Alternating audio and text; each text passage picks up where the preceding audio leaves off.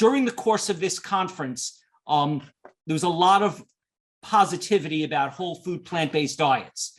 So the question I'd like to ask is, do people following an ideal diet and lifestyle still get cancer, dementia, strokes, heart disease, and diabetes? Dr. Esselstyn uses the term heart attack proof. I love it. But I just want to know what the reality is, because I'm a little bit on a high that I'm following this great whole food plant-based diet, but I'm not watching people in their 70s and 80s and 90s who've been doing this for 50 years. So you probably have. Do people who follow this ideal diet and lifestyle still get cancer, dementia, strokes, heart disease, and diabetes? Starting with Dr. McDougall, then Dr. Klaper, then Dr. Espinosa. The answer is no. And if you look, the way you figure this out is you look back at traditional diets and traditional people, like, for example, the Japanese before World War II. They had virtually no heart disease, no prostate cancer, no breast cancer. And you can find other populations like that. And they, of course, had many people who lived past 90, and they were free of these diseases. So that's the only place you can get that kind of information from, is look at other populations, look at their history, see what they ate, and you see people who have lived on starch-based diets, which I call traditional diets. They fare extremely well. In other words, when you say, does nothing ever happen? Well, probably it happened once in a while, but not to any great degree. I'm reminded of the Woody Allen movie, I think Sleeper, where the figure goes to sleep, wakes up 100 years later and asks about his friends. And he says, oh, John, oh, he died. And Woody Allen's amazed. He couldn't have died. He ate brown rice. And it's like, if we eat these foods, magically we're going to live forever. Nobody gets out of here alive. The mortality rate in this conference is 100%. And that's the way it needs to be. The question is how healthy you're going to be through whatever years you're given on this planet. And what we would, to really answer that question, you would need to start with little babies being raised as whole food, plant-based vegan by their parents, and go all the way through their lives, their 20, 30, 40, 50, 60, 70, and see what really happens to them. And we really should do that study, by the way, what does happen to these people. It's really, really important. But most of us, we came to plant-based diets in our 30s and 40s and 50s. And by then, who knows what diseases were already starting incipiently in our tissues there. And then when a cancer jumps out in a fellow who has been on a plant-based diet for a few years, oh, what happened? Well, that cancer may have started, decades ago. And plus there's environmental issues. We're breathing in toxins, and there's carcinogens in the drinking water. It's not a pristine world we're living in. The food's adulterated. So for us to say, oh, whole food plant-based, that's our guarantee. You do the best you can with the genes and body that we've been given. So much has to do with your emotions and your positive outlook, far more than the calories on your plate there. And again, the best thing you can do is do the best you can do. Raise your children on, on healthy plant-based diets. If you do, they should never develop obesity, diabetes, hypertension, clogged arteries. It should not happen. The gorillas out in nature, they don't develop clogged arteries. Why should they? They're eating leaves and fruits all day. And that physiology should apply generally to us. But again, we eat out in restaurants, we're under stress, we watch TV, and it's not a health-proof life or a disease-proof life.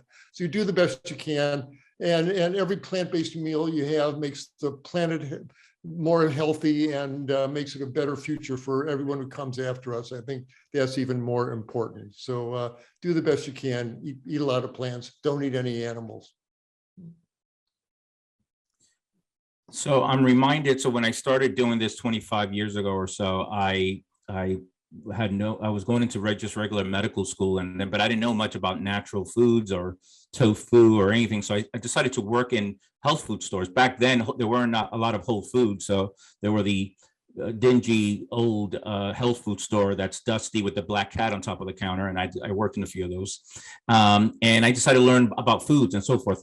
One of my takeaways there was, and I already started becoming a believer in nutrition and food as medicine, and I still am, of course. But one of my takeaways was that a lot of the people that were coming in with their carts full of organic foods were very unhealthy. I also worked in a regular Italian restaurant, and I used to see that some people were actually pretty healthy that came into the restaurant and ordered things in the right portions. They split the portion. They never eat a full portion for themselves, despite whatever it was, pasta, let's just say pasta and sauce or whatever. They had a salad and things like that. And again, people in the health food store that were coming in, they were pretty unhealthy. So that kind of intrigued me, and I became curious, like, what's happening here? Obviously, I don't know. It's an oversimplification. But what I would say is this, as Dr. Klaper mentions, there's just more to it than that. I see in my world, I see vegans that are coming in with advanced prostate cancer all the time, actually. I see vegans and raw foodists that I know that I'm not sure what people think about raw food, but that are coming in with serious pelvic dysfunction and prostatitis and interstitial cystitis. And those are the associations that I've made. So it's not and then when you look at blue zones, they're not all, it's more than just their diet. It's community actually quite a bit there too, when you look at blue zones. And some of them do incorporate some level of fish and even a little bit of meat in their diet. I think it's an oversimplification to try to prevent disease only through a vegan diet. I do think, and my definition of plant-based, and I know is not common as well, which is primarily plant foods, but the inclusion of perhaps, some fish and salmon. I think I'm a big fan of salmon as a fish. I think it has a lot of nutritional value. And I'm Cuban, so when I go to my mother's house, she's not going to allow me not to have whatever she's cooking, and it's not the healthiest thing. So rather than being so dogmatic about that, I think it behooves us to say, okay, what's the better approach, 80-20 rule, and then what else is important? I think community is important. I think relationships are very important for health. Exercise is, if you put a gun in my head, and I know that's a tough one, what's most important, exercise or diet? It's like asking me which one of my 3 kids I love the most. I don't know. I think I love them all. But no, what's the most important? I think exercise is really important. And as I mentioned earlier, too much energy consumption is the big problem. So what I would say is that, diets are cognition and Alzheimer's, high starch diet and probably high bad starch or simple starches are associated with things like Alzheimer's and poor cognition as people age. Of course, oversimplification when you look at these studies is there's a lot of variables. I think you have to look at it holistically and put a program together for people that are doable, and so that they eat without guilt. I think that's very important as well. But overall, I just think there's more to it than just, honestly, than a vegan diet to prevent cognition and all these diseases, cognitive problems, cancer, heart disease. You're muted, Dr. McDougall. I just wondered if I could have a couple more Sure. seconds. Of my Yeah, time. take your time. Take your time. To answer your question, the only way I know to answer it is to look back at populations of people. Like, for example, lupus was first described in Africa in 1960. Before 1957, there was no rheumatoid arthritis. Before 1980, type 2 diabetes virtually didn't exist in China, nor did obesity. I know, and Dr. Esselstyn knows also, that prostate cancer didn't exist in Japan before World War II. So, you're talking about millions of people who lived on starch-based diets, not necessarily vegan diets, but diets based on rice, corn, potatoes, beans, who avoided all the diseases you're talking about. Heart disease in this country was only described 150 years ago. These are diseases over overnutrition, of eating a rich diet. And they never occurred. Multiple sclerosis didn't occur in China before 1980. I mean, I know these things from my study of history.